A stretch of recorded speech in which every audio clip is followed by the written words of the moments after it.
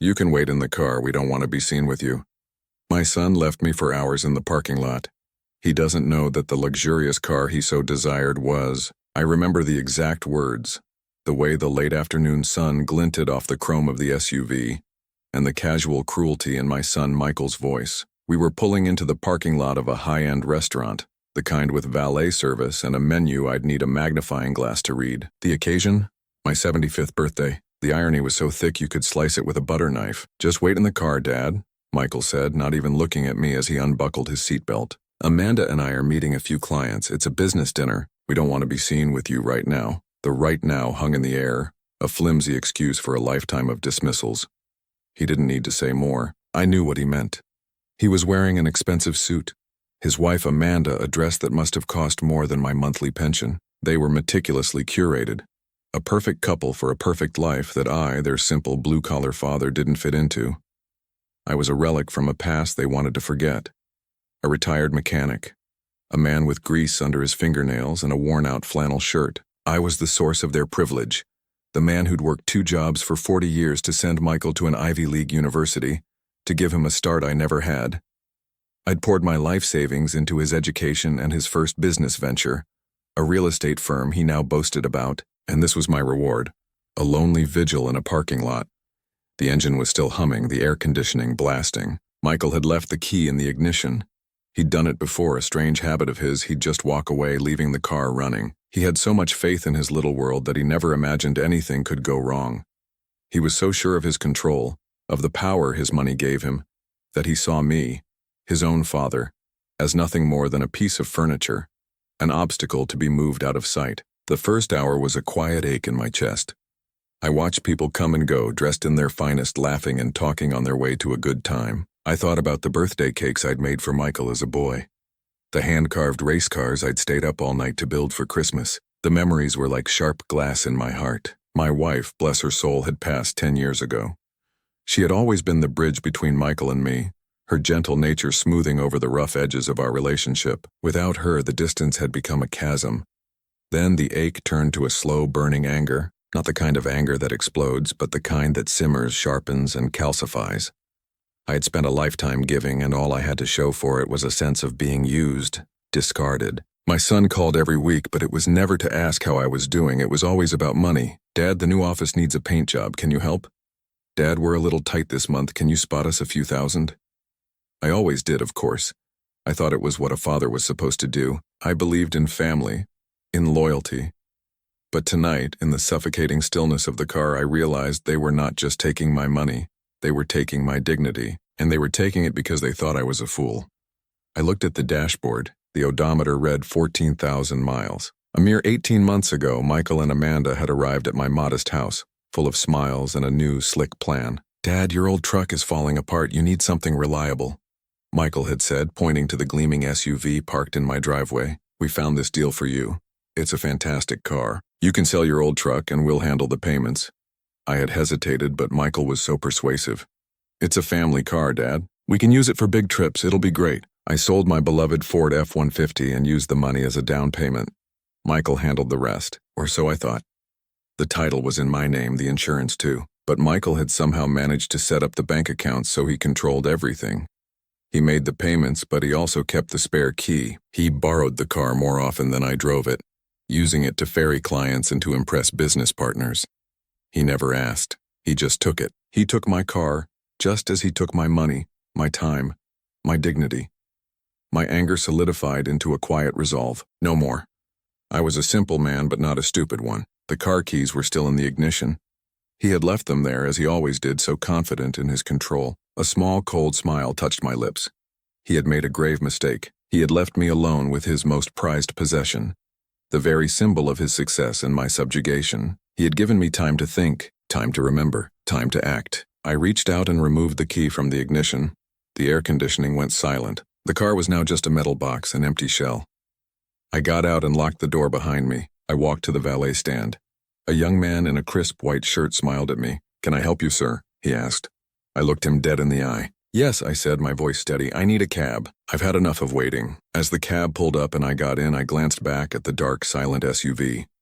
Michael and Amanda were just now walking out of the restaurant, their laughter echoing in the quiet night. They stopped and looked around, their faces slowly morphing from triumphant to confused.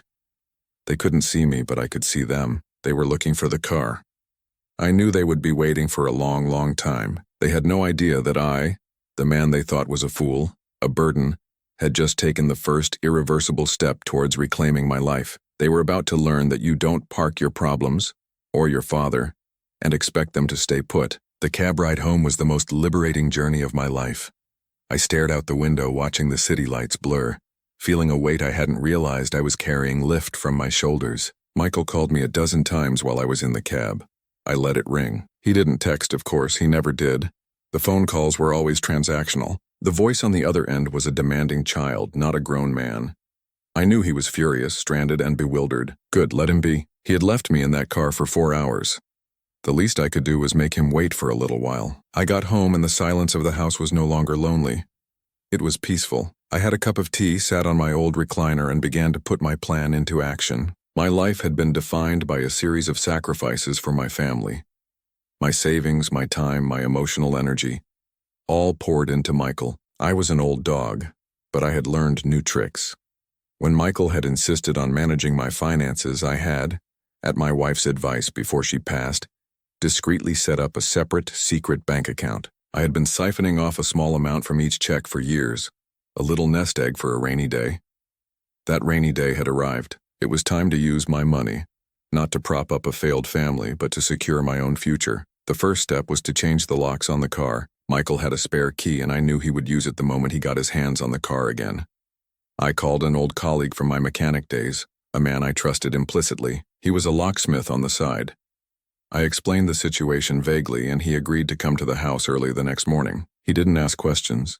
He was a man of integrity, a virtue that seemed to be in short supply these days. The next day, as my colleague worked on the locks, my phone started to buzz with a relentless assault of calls from Michael and Amanda. I ignored them all, focusing on the rhythmic click and whir of the locksmith's tools. He was done in an hour, handing me 2 new sets of keys. "Don't lose these, Frank," he said with a wink. "They're one of a kind." I smiled. "I won't, and thank you, my friend." I laid it all out for him. The endless demands, the financial manipulations, the blatant disrespect, the final insult in the parking lot. I also told him about the car. "Frank, you own that car free and clear," he said, looking at the vehicle title I had brought. "They've been making the payments, but you're the legal owner. You can do with it as you please. You can sell it, trade it, or even drive it into a ditch, and there's nothing they can do about it." The words were music to my ears. I had always been a good businessman. That was a part of my identity that Michael had conveniently forgotten. He thought I was just a mechanic, a manual laborer. He didn't know that my father had taught me how to read people, how to barter, how to negotiate. I had a keen eye for value, and I had a plan that would hit Michael and Amanda where it hurt the most, their wallet and their ego. I knew a car dealer who specialized in luxury vehicles, a man named Richard. We had a history, a good one. I called him and arranged to meet the next day. I would sell the car and use the money to fund my next moves. The car was the symbol of their arrogance and my subjugation. It was time to turn the tables. My phone rang again. This time it was Michael. I answered. "Dad, where the hell are you?" "The car? What happened to the car?"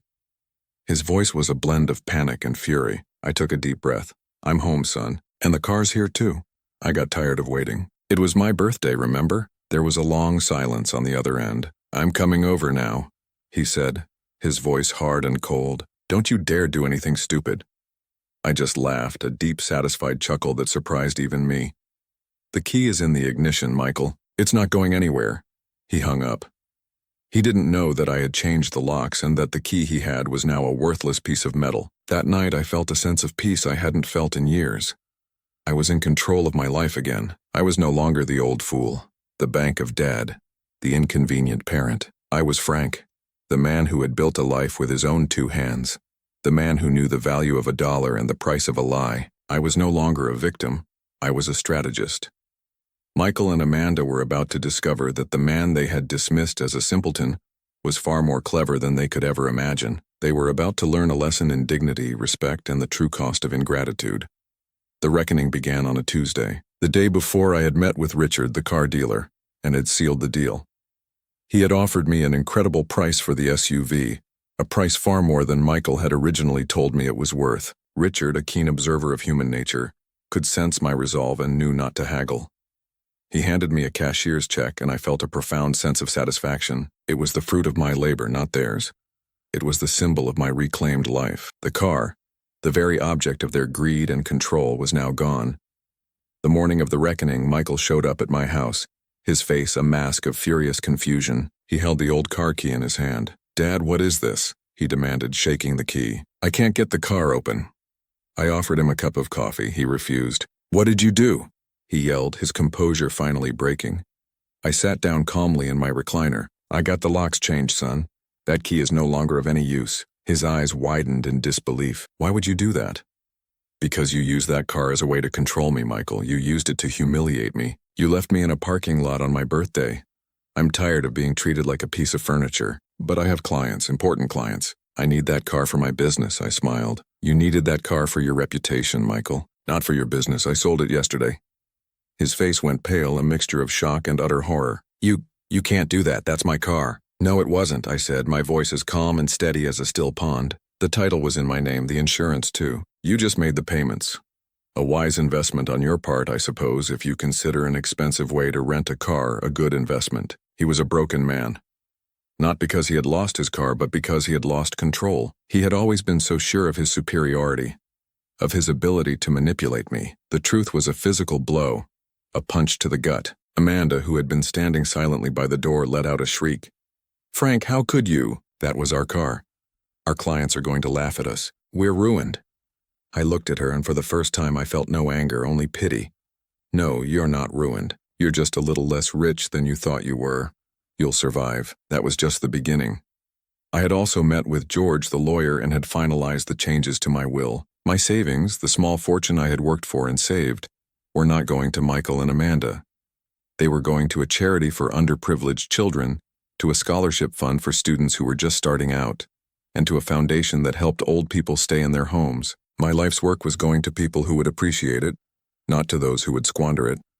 I also had one last crucial piece of information for them. Michael had always been so careful about his business dealings, so secretive. He had been using my money for years, a series of loans he never intended to pay back. I had been keeping records, a small notebook filled with dates, amounts, and a simple, damning description of each transaction. It was a document of his manipulation and my naivete, and now it was a tool for my liberation. The lawyer had advised me that I could use this as leverage to demand my money back. I had not asked for the money back. I had asked the lawyer to make sure that the notebook was notarized and kept in a secure location. He had done so. My revenge was not about money, it was about justice. "I have a notebook, Michael," I said, my voice low and steady. "It's a record of all the money you've borrowed from me over the years, all the money you promised to pay back. I've had it notarized and sent to my lawyer. He has a copy, and so does the bank. If anything were to happen to me, those records would be made public. I think your business partners would find it very interesting that you built your real estate empire on the back of your father's savings." The truth was a bomb, and I had just lit the fuse. Michael and Amanda left my house that day broken and defeated. They had come to seize control, but they had lost everything. They lost the car they had used to show off their wealth and status. They lost the hope of inheriting my savings. And most of all, they lost their sense of security, their belief that they could manipulate and use me without consequence. They were left with nothing but the truth, the bitter pill of their own greed and ingratitude. I, on the other hand, was free. I had sold the car and used the money to buy a new, reliable truck, a simple, sturdy vehicle that felt more like home. I began to travel, to see the country I had worked my entire life for. I made new friends, people who appreciated me for who I was, not for what I had. I rediscovered a peace that had been lost for years. The last I heard, Michael and Amanda were struggling. Their business was failing, their reputation tarnished. The gossip of their public humiliation had spread like wildfire. They were paying a heavy price for their arrogance, a poetic justice that I, the old man they had dismissed, had orchestrated. I wasn't proud of their downfall, but I was proud of my newfound peace. The world hadn't ended as they had feared. The sun still rose, and for me it rose on a new day, a new beginning, a life of dignity in a world where I was finally my own man.